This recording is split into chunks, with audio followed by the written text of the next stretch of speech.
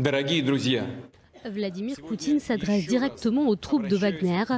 Le président russe a appelé les combattants paramilitaires à rejoindre les rangs de l'armée russe.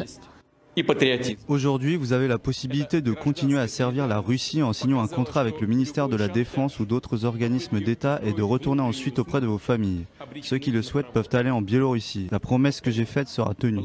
Le président tient donc sa promesse de ne pas arrêter et juger Wagner pour la rébellion tenue samedi. Il a même remercié ses mercenaires. Благодарю тех солдат и командиров группы Вагнер, которые приняли... Je remercie ces soldats et commandants du groupe Wagner qui ont pris la seule bonne décision qui s'imposait. Ils ne se sont pas tournés vers une effusion de sang fratricide, ils se sont arrêtés au dernier moment.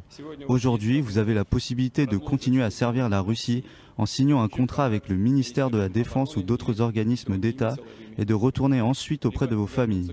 Ceux qui le souhaitent peuvent aller en Biélorussie. La promesse que j'ai faite sera tenue. Данное мною обещание будет исполнено. Il n'empêche que la marche de Wagner vers Moscou samedi a affaibli la position de Vladimir Poutine. Il s'attelle à présent à montrer que tout est sous contrôle. Il a réuni ses principaux responsables de la sécurité, dont Sergueï Shoïgu, le ministre de la Défense, principale personne visée dans le soulèvement d'Evgueni Prigojine.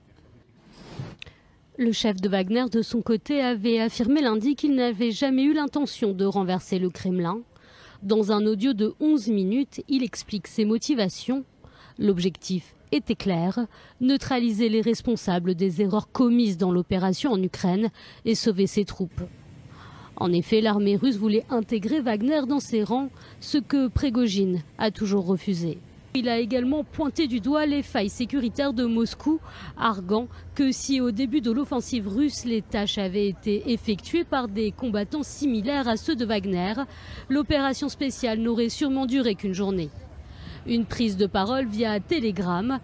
Aucune information n'a été divulguée sur le lieu où il se trouve.